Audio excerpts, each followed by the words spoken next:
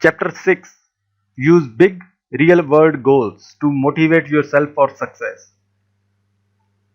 Why exactly are you learning English? Why do you want to speak English powerfully? Surprisingly, many people have only a vague idea. They know that English is the international language and they feel they should learn it. In school, they are told that English is important. Some people are focused on test scores. They are studying English in order to get a high score in the TOEFL, TOEIC or IELTS or other exam. Where do these goals come from? Typically, they come from the school system. In other words, they are external goals that are prompted by other people. Students are told these goals are important and thus spend years focusing on test scores. The problem is that external goals provided by outside people, feel like work. These goals feel like an obligation. These goals are weak and uninspiring. And that's a problem because goals are our brain's targeting system. Goals tell our brain what we want, when we want it, and why we want it. A powerful goal energizes, inspires, and motivates us to do more and be more.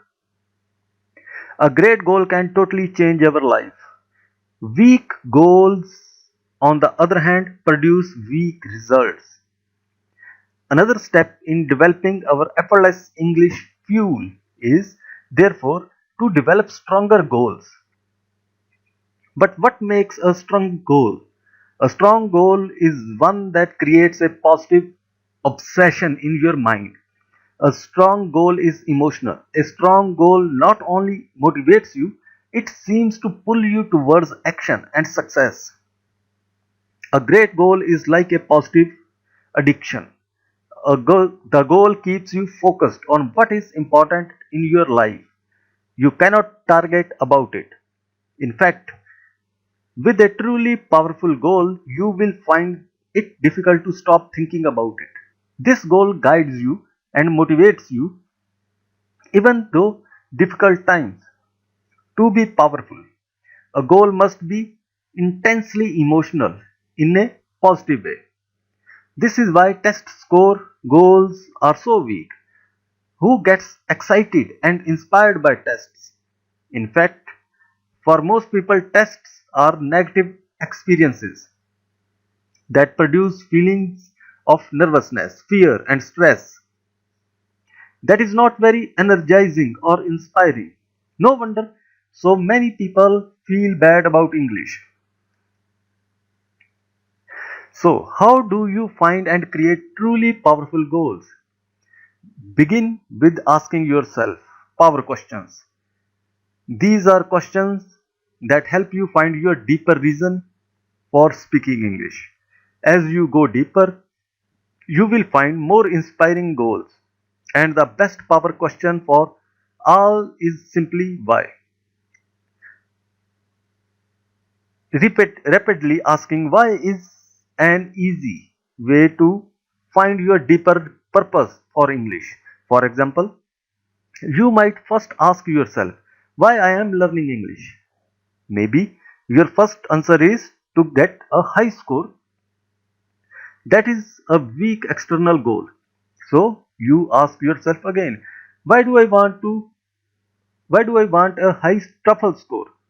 Maybe your answer to get a better job. Again, you ask, why do I want a better job? Now you are going deeper, finding your true purpose. Maybe you answer to make more money for my family. And then you ask, why do I want to make more money for my family?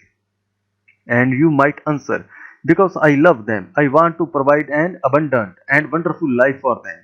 You have found your big internal goal. Your big goal is not to get a high TOEFL score.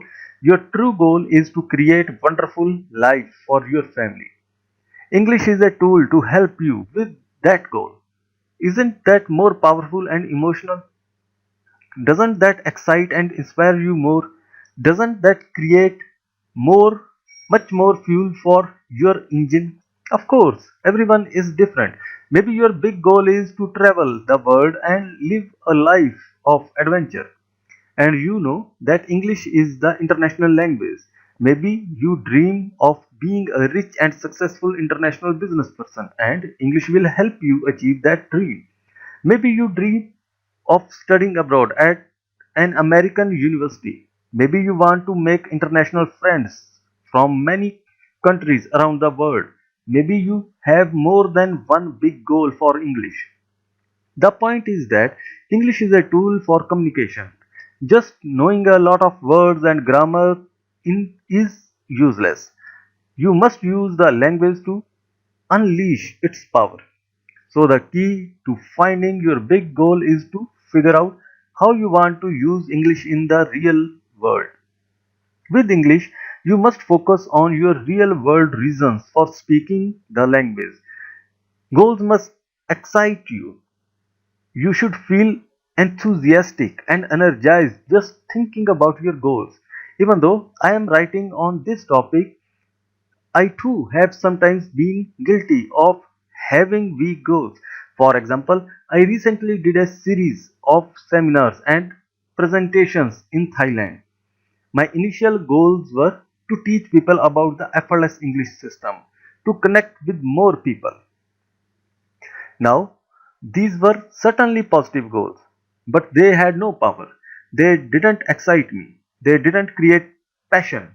So I thought more deeply. I asked myself, why do I want to teach them about the effortless English system? Why do I want to connect with more people? What do I want to contribute?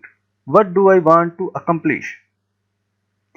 Better goals instantly came to my mind, including I want to inspire people and change their lives. I want to awaken people's passion and love of learning. I want to awaken their imaginations. I want to heal their English trauma. I want to totally change the way people learn English. I want to help people achieve their dreams using English as a tool. I want to build an international family of super enthusiastic learners. I want to give people incredibly positive and powerful emotional experiences. I want to give them happiness, laughter, passion, and powerful confidence. I want to free people from doubt, from insecurity, from boredom, from hesitant. I want to help them achieve their dreams. Now, these were exciting goals. These goals immediately gave me energy and power. They made me want to jump out of the bed and get to work. They made me want to do a fantastic job as a teacher. They inspired me to learn and grow better and better. They made me want to create an amazing demonstration, not just some boring lecture. Such is the power of big and meaningful goals. Why do you want to learn English? What is the most exciting outcome you can imagine speaking English will bring you? What truly inspires you about learning English? Think bigger, dream bigger. Do yourself a favor. Choose big, audacious, powerful goals for learning English. Ignite your passion. Chapter 7. Program your brain for English success. While teaching English at a university in Thailand, I had a student named Polly. On the first day of class, Polly sat in the back row.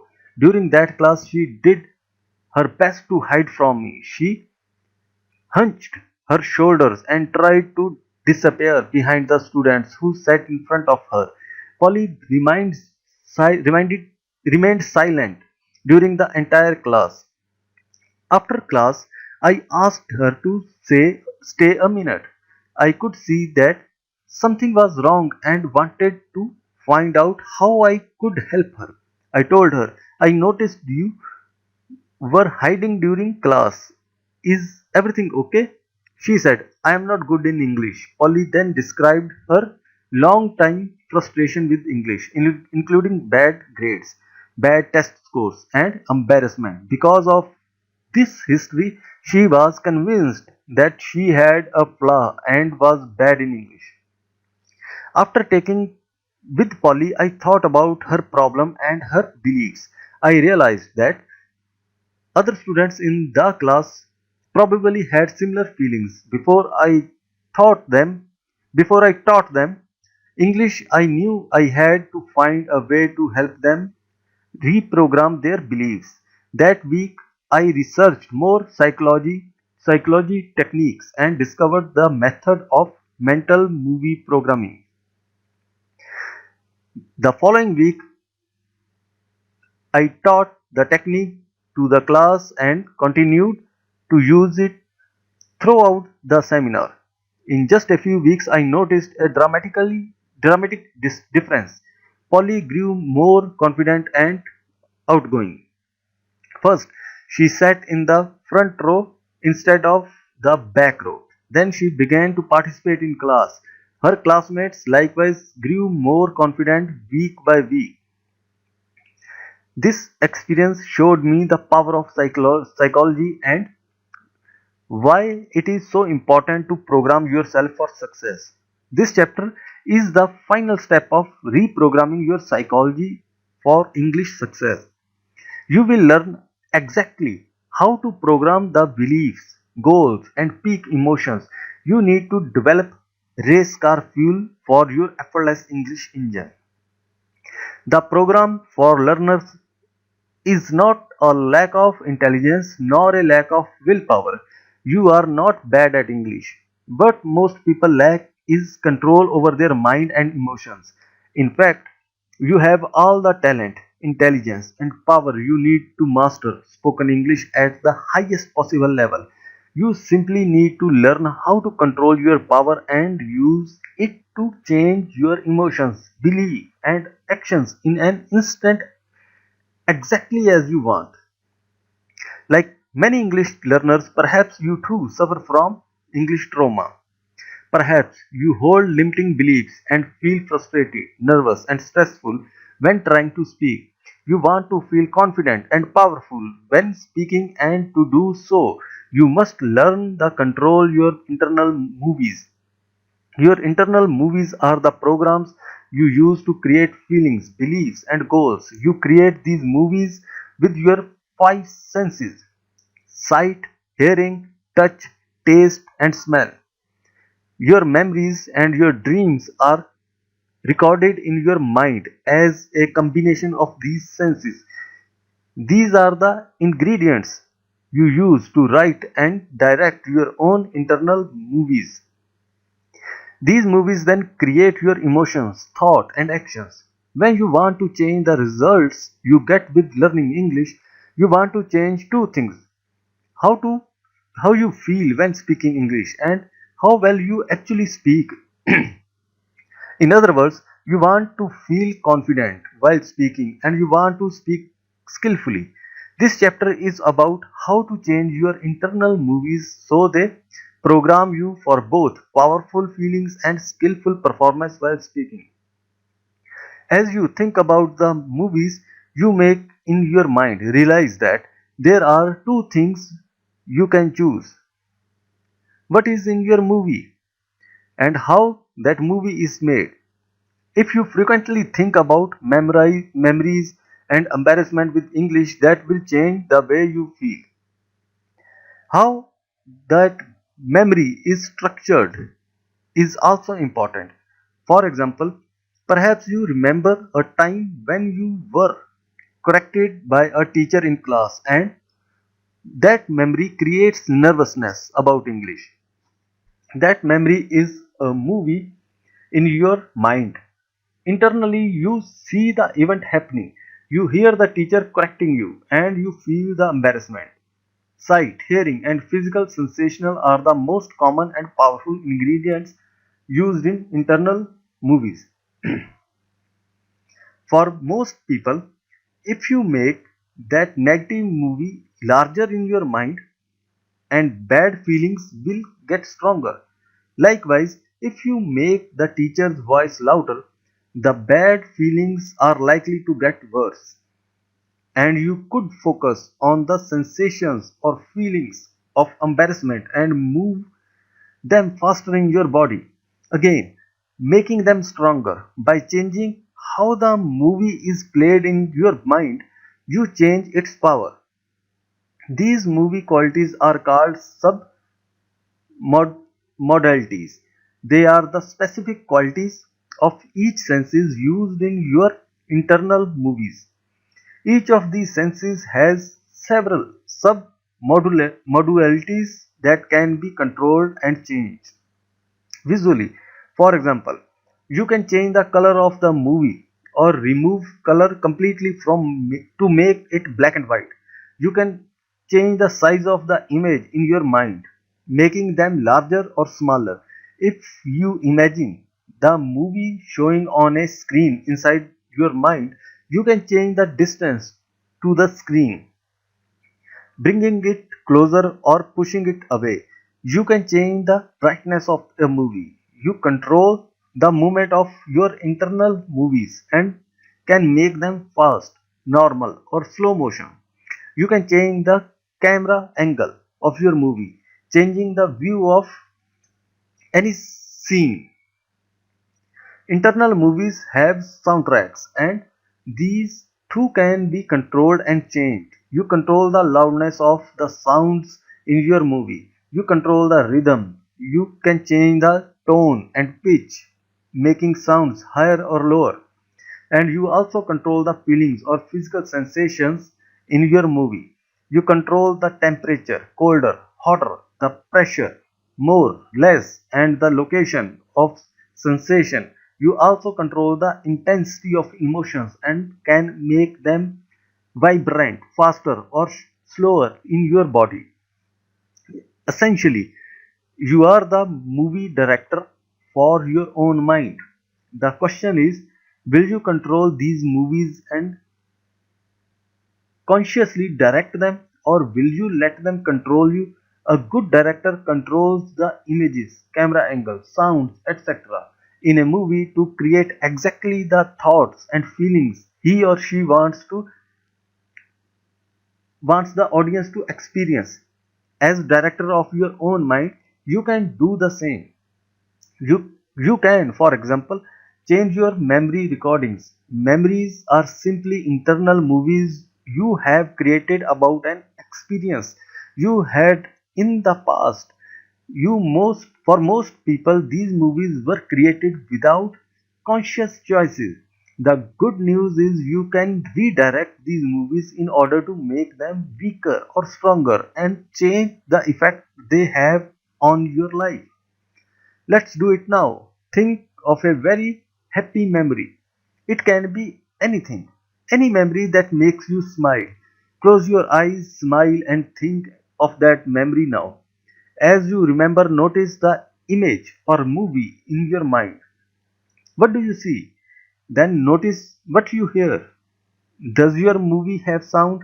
And what about the feelings? How do you feel in this movie? What are the feelings in your body? Do you feel vibration in your body or feelings of tension or relaxation? Just notice the details of this happy internal movie. Now, become the director of this movie. If you only see a still photograph, make it into a movie by adding movement. Then make the image bigger in your mind. Bring it closer to you. As you make it bigger, notice how you feel changes. For most people, making the movie bigger increases the power of the emotions, negative or positive. With a happy memory, you can make it even happier by making the movie bigger. Of course, you can also change the sound and the feelings. Try making the sounds a bit louder, especially the pleasant sounds.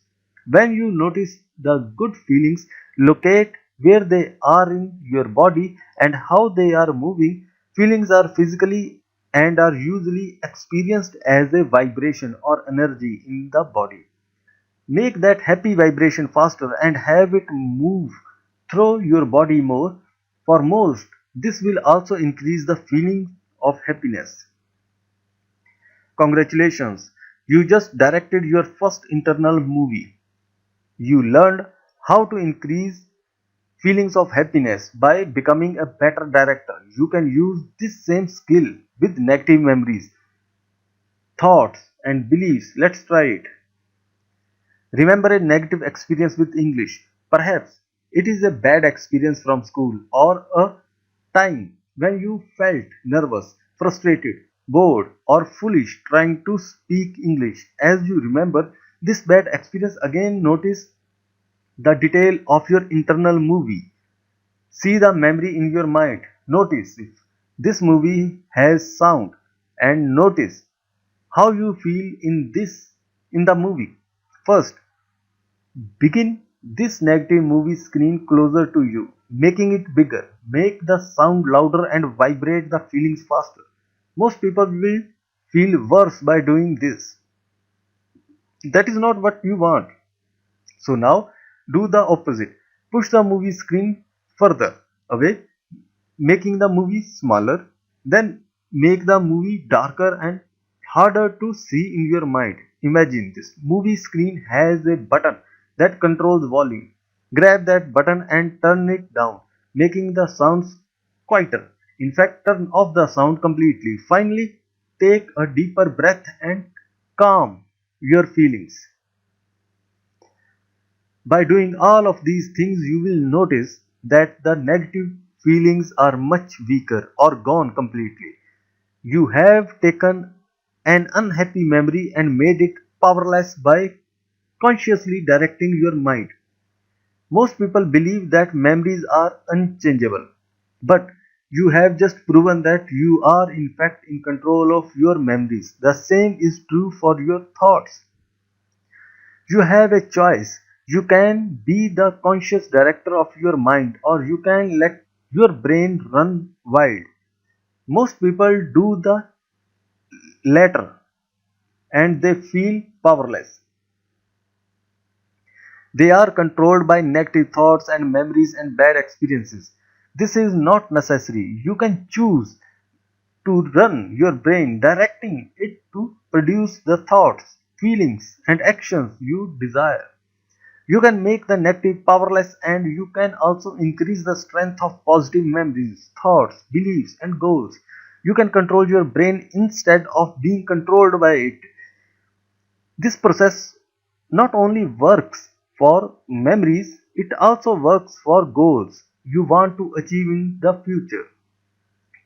Think of a big goal for English, one of those large and inspiring goals that will change your life. Close your eyes as you think of this goal. Now, consciously make a movie for that goal. You are the director. See yourself speaking English powerfully to other people. Choose a situation that inspires you. As you look at the movie, notice the faces of the other people as they listen to you. See them smiling as they understand and enjoy your English. Grab that movie screen in your mind and bring it closer so the movie is much bigger. Then make the color more beautiful. Make the image as a little brighter. As you continue watching it, great movie, notice the soundtrack. Here one of the listeners say, "Wow, your English is great. How did you learn to speak so well?" Turn up the sound so you can hear this loud and clear. Notice how you feel when you hear this compliment. You will feel the pride and happiness in your body somewhere. Where is it?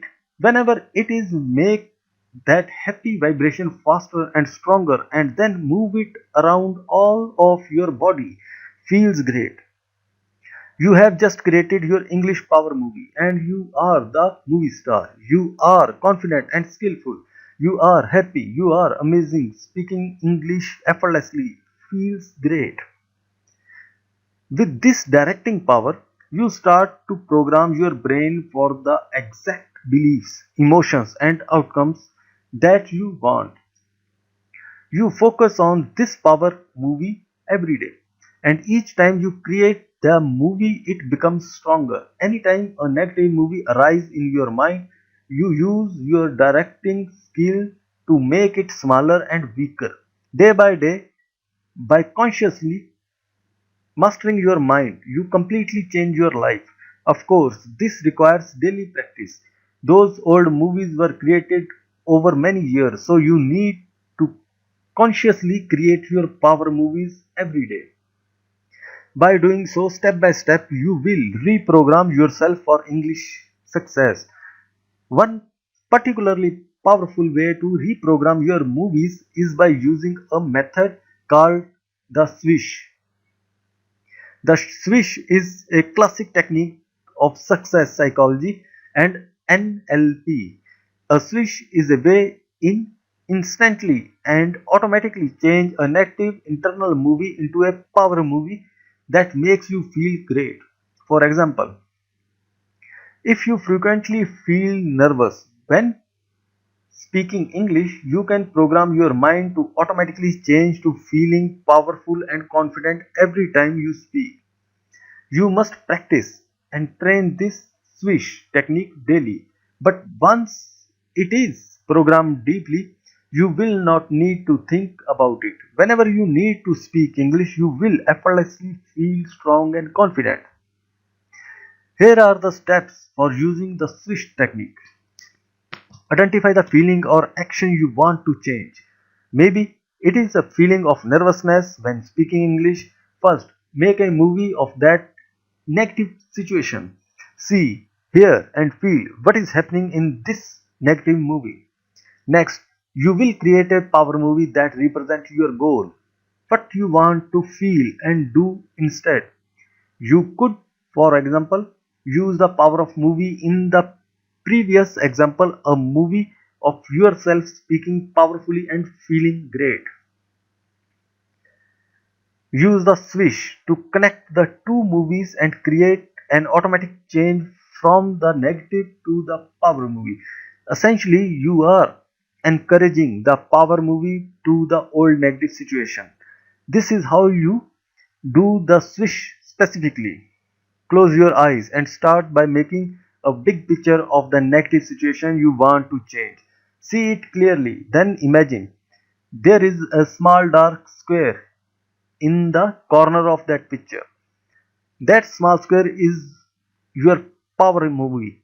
You have the big negative movie on the screen in front of you, and in the corner of that screen is a small square which contains the power movie. Now say whoosh and imagine that the small square explodes and becomes a huge movie screen. As it explodes, it completely destroys the negative movie and replaces it. Now you see your power movie in front of you. It is big, bright, and colorful. It has a great soundtrack and it feels great. Notice the movie and let those happy feelings grow stronger. Be sure to say the word whoosh loudly and powerfully with a loud and excitement with a lot of excitement. Remember peak emotion and use a strong body gesture to in order to increase the positive feelings. You are creating a connection, an anchor between the word, the gesture and the power movie. Next, open your eyes for a moment to rest, to reset. Then close your eyes and repeat the entire swish process. Each time, make the explosion happens faster. The power movie explodes and destroys that old image. Shout, whoosh loudly and make the peak emotion of your power movie even faster. Then open your eyes for the moment. Reset, close your eyes and do it again. Keep repeating the process again and again. Each day, practice doing this 10 times or more.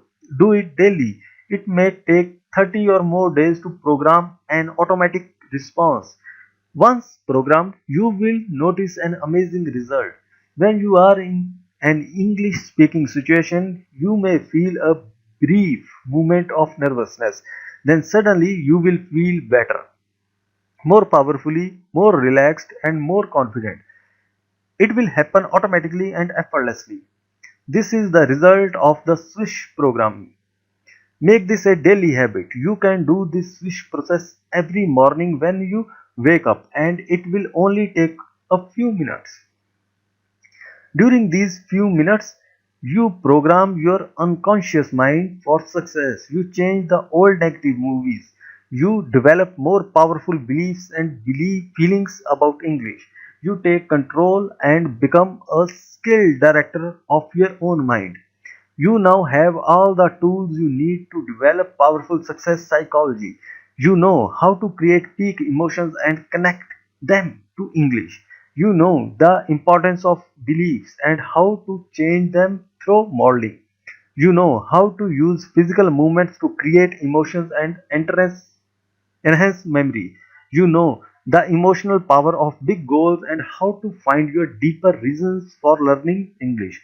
And you know how to consciously direct your mind to success by using internal movies.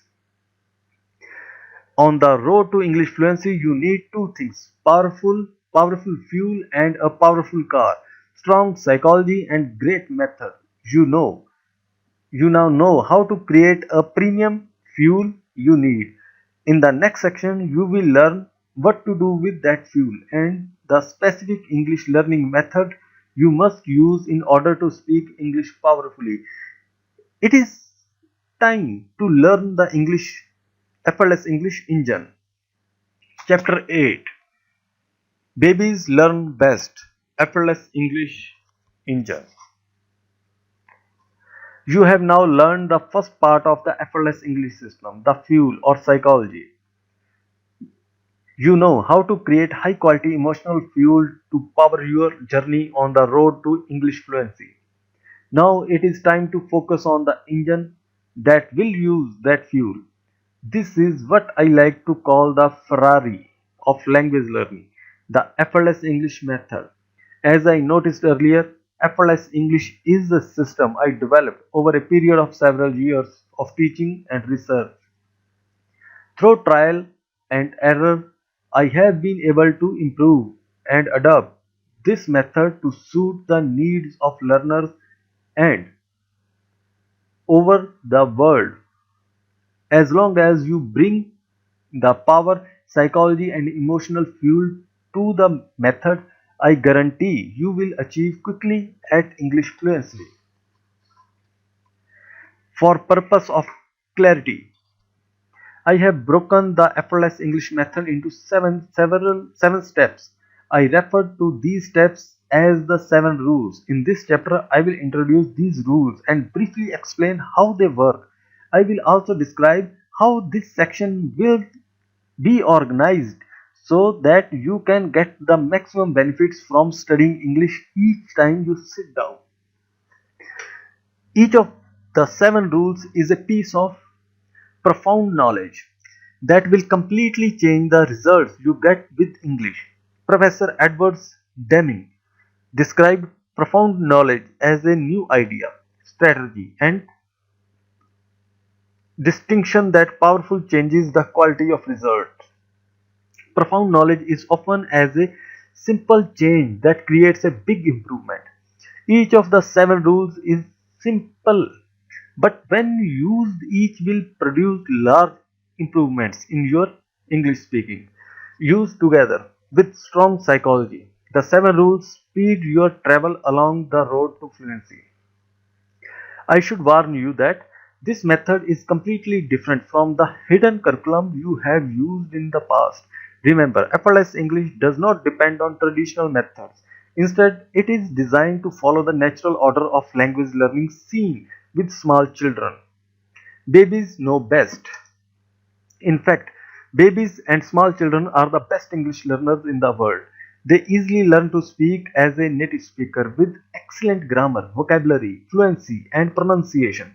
Instead of studying textbooks, perhaps we should look at babies and how they learn English. When a baby first starts to learn English or any language, it mostly just listens. In fact, for many months, the baby or child will only listen without any real speaking. This period of listening is called the silent period by linguistics. During the silent period, the baby is learning to understand the language. Of course, when a baby is silently learning, the parents do not get worried. They do not teach the baby grammar. They do not get angry if the baby doesn't speak. They do not they do the parents do. What do the parents do? They simply talk to the baby using very simple English. They use actions while they talk. For example, they point to mom and say mama, mama over and over again every day. Eventually, the baby realizes that mama is the word for his or her mother. Eventually, the baby will begin to speak. Perhaps one day they finally say mama. What happens? Do the parents correct the baby pronunciation? Do they try to teach the baby grammar? Of course not. Rather, everyone goes crazy with happiness because the baby said one correct word, usually with bad pronunciation. Everyone is smiling and laughing. Speaking English is a very happy time for the baby. During the next few years, the baby will continue focusing on listening. Its speech will gradually become better. The baby will use more words. Its grammar will improve. Even thought will never study grammar rules. The baby's pronunciation will improve. And yet, for many years, its listening will still be better than its speaking. The baby will understand more than it can say. This is natural way of learning English. As you can see, it is very different than the way you learn in school. In school, you focused on reading textbooks from the beginning. Perhaps you were forced to speak very soon, even though you were not ready. You focused on studying grammar rules. When you made a mistake, the teacher corrected you. Unlikely the baby, you did not improve quickly. You did not improve your grammar naturally and effortlessly. Your pronunciation never seemed to get much better, and your speaking always seemed too slow. For you, English probably was not a joyful experience. English was not a playful and natural experience that you loved. Clearly, there is something wrong with the traditional way of teaching English in school. Clearly, we need a better method, a method that closely follows the natural way that humans are designed to learn a language. The truth is, your brain is an incredible language learning machine. When you have strong psychology and an effective method, you learn English quickly, even better. When you flow, when you follow a natural approach, you enjoy the process of learning because you are no longer fighting against nature and your own brain. You have learned effortless English psychology. Now it is time to learn the engine, the method of effortless English. Each of 7 rules is an important part of this method. Each rule is a new way to play English. As you learn and use the 7 rules, be sure to maintain a playful attitude. Be flexible, have fun, enjoy this process of learning. The 7 rules are interconnected and work synergetically. Synergetic means the rules are more powerful when used together than they are individual. Each rule makes the other rule stronger. Together they form a powerful method of achieving fluency and skill with English. How to use these sections? The purpose of this section is to help you learn to speak English confidently and fluently. Now that I have explained the psychology of effortless English, my goal is to make the material in these pages as practical as useful as possible. In the next several chapters, I will explain each of the 7 rules of effortless English in detail. I will also be including more motivational tips, teaching examples, and sample practice exercises to assist you on your road to fluency. As you learn each rule, you will get another piece of the effortless English method. Together they form a complete learning system. And at the end of this section, I will teach you how to put these rules together to create your own daily individual learning plan. You will learn exactly what to do each day to achieve spoken English mastery. Enjoy the ride. Chapter 9. The first rule: learn phrases, not words. If you have taken English classes, and hence chances are you have had plenty of experience memorizing list of vocabulary words.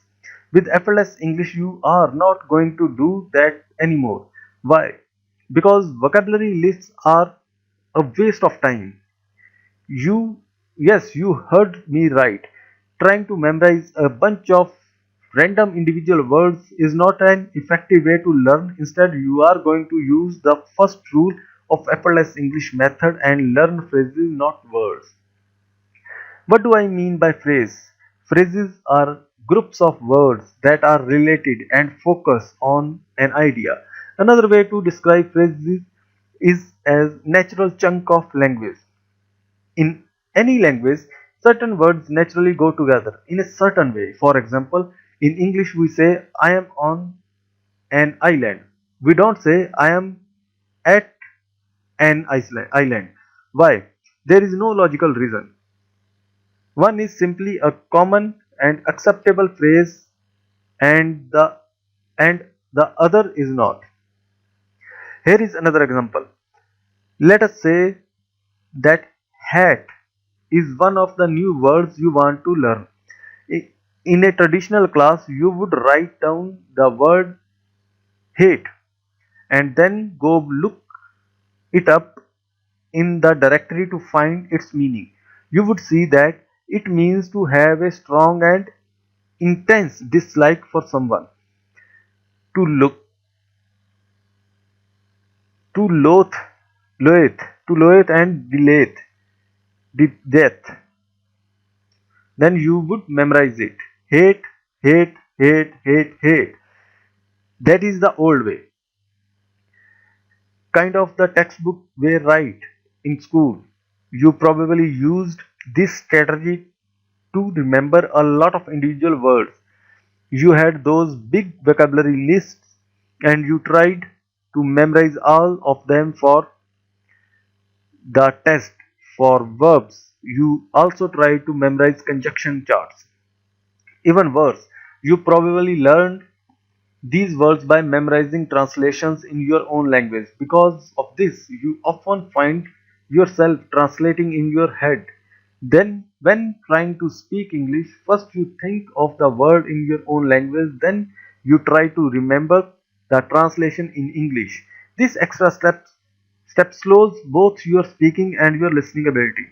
Trust me, it's much better if you learn a phrase, a group of words. It's easy. You listen to someone speaking real English, and when you hear a new word, you write it down. Or when you read a story and you see a new word, you write it down. Only you don't want to just write down that one word. You want to write down the whole phrase or sentence that it's in.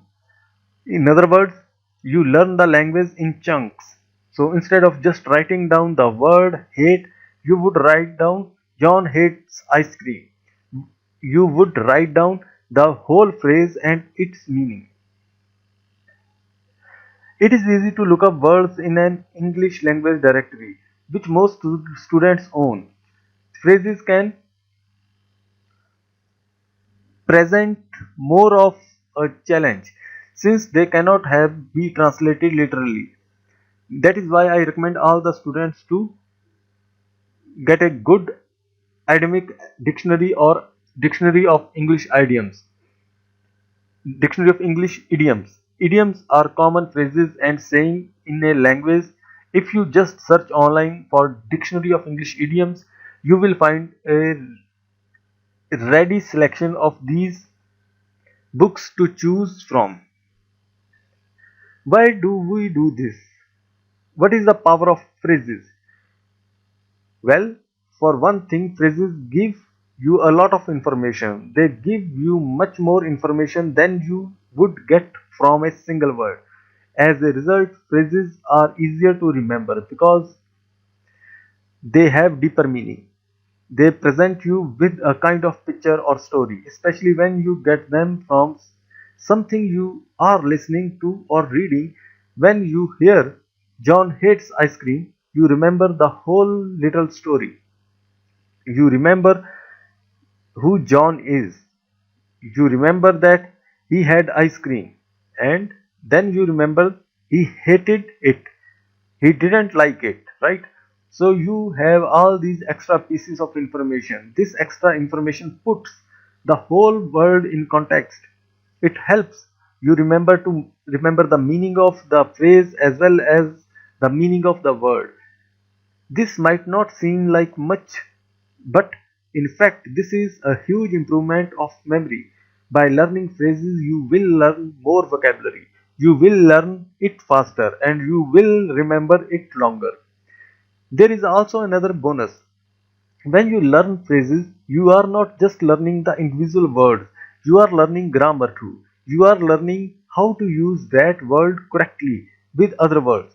You don't need to think about the grammar. You don't need to know the rules of or worry about the word order or verb tense.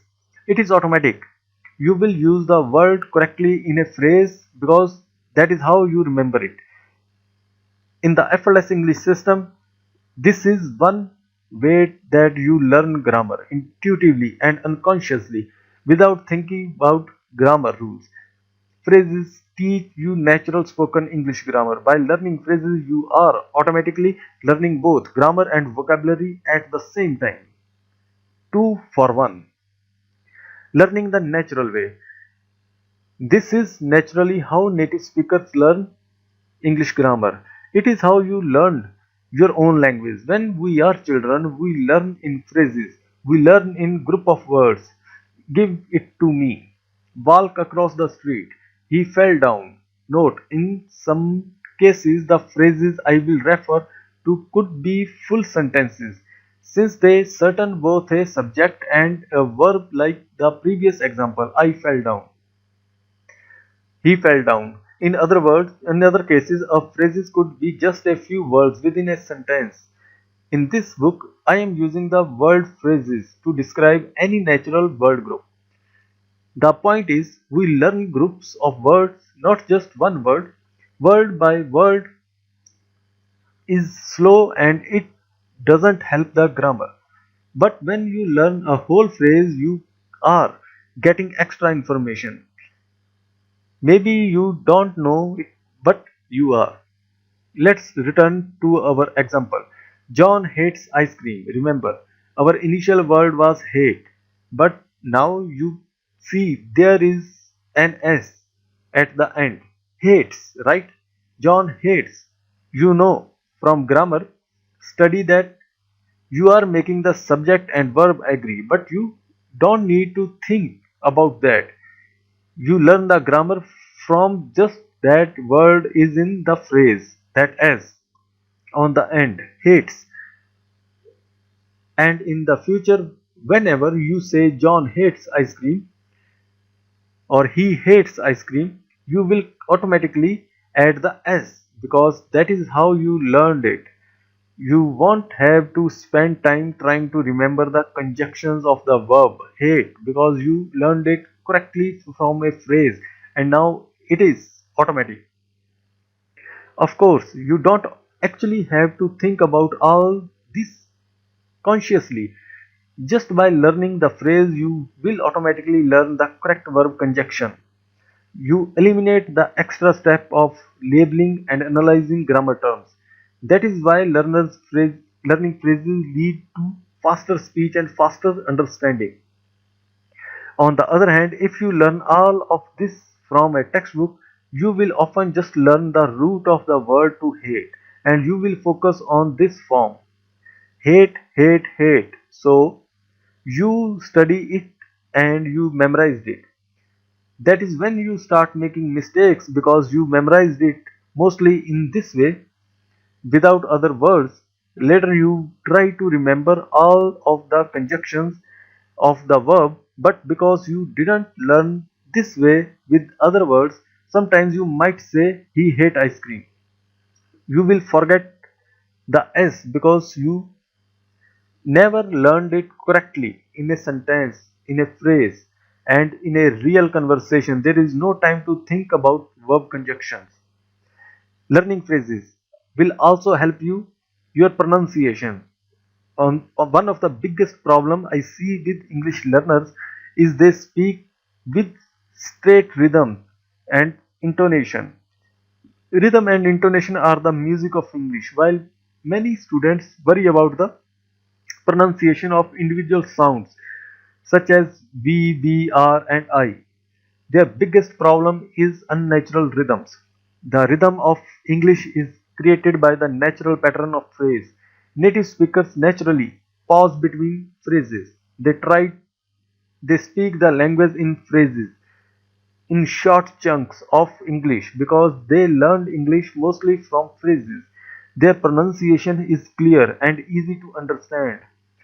On the other hand, many students learn English by memorizing individual words and they speak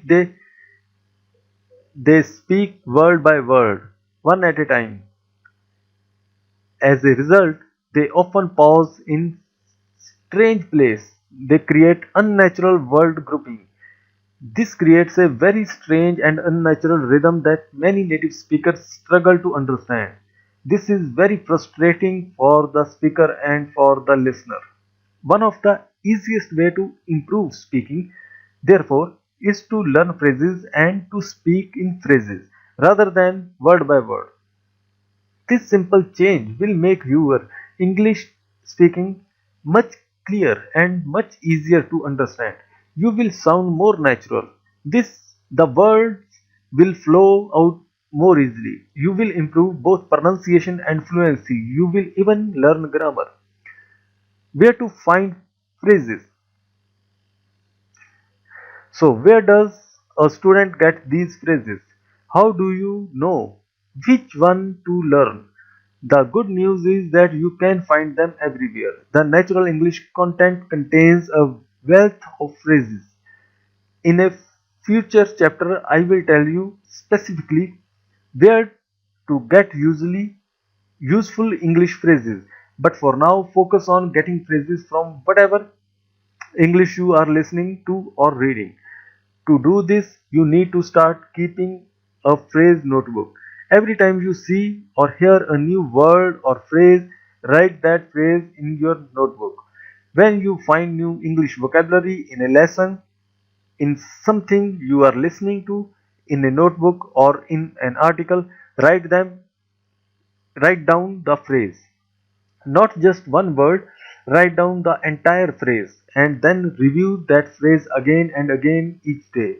By doing this, you will create a notebook full of phrases and sentences you can use, not just individual words. You will be programming yourself to speak in a phrase instead of word by word. If you are watching a movie about a bank robbery, for example, you might hear a character says they are getting away. You know, get means to obtain something, and you are pretty sure away refers to being at a distance, like far away. But it is confusing, so you write down it. They are getting away. Then when you look it up in a idiomatic dictionary, you learn that one meaning of to get away is to escape.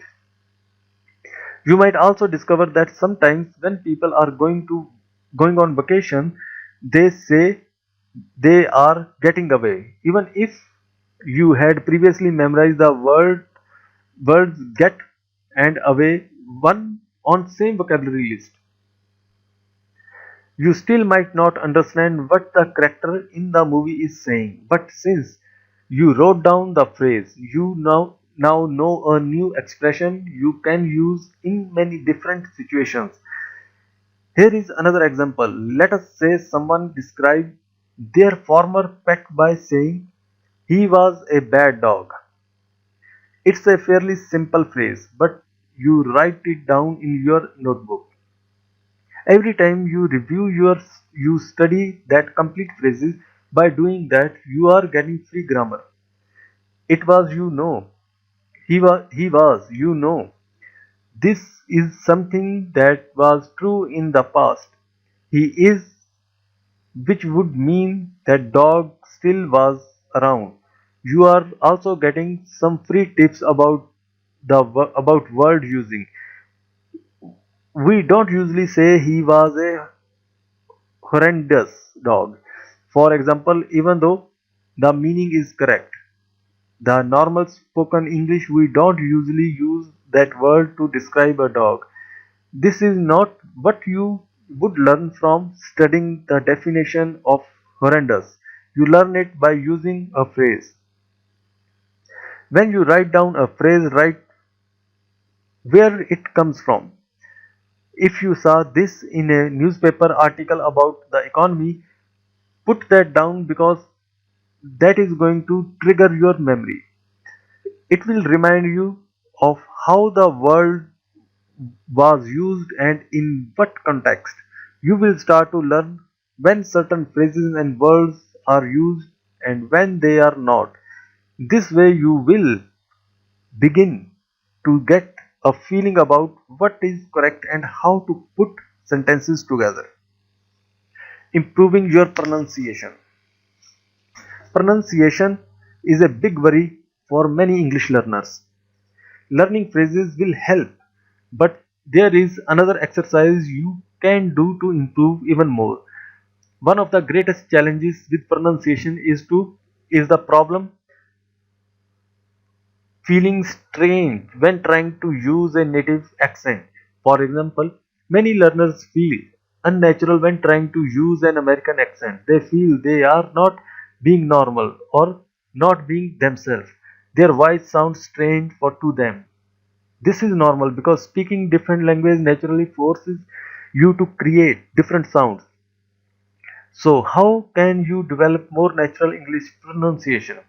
One strategy I suggest is to play a with movies, little game with movies.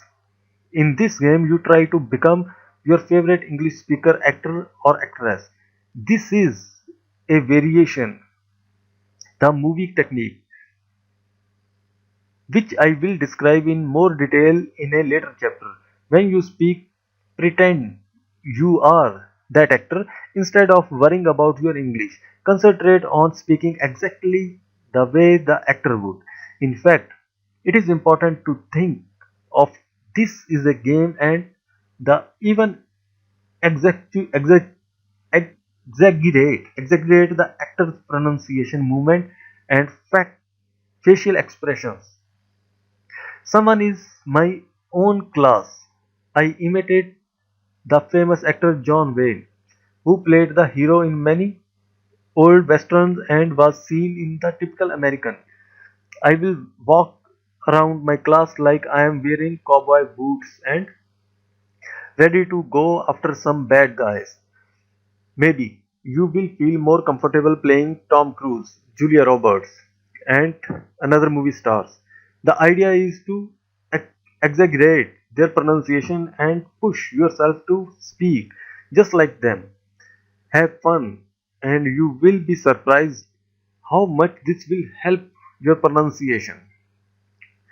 The first rule of effortless English method is very simple, yet this very small change to the way you learn vocabulary affect your grammar, your pronunciation, and your memory of new words. Rule 1 is a piece of profound knowledge and works synergetically with the other rules. In the next chapter, you will learn perhaps the most surprisingly rule of the effortless English system, rule 2. Freeze you from the grammar translation method used in school and removes much of the boredom and pain of English learning.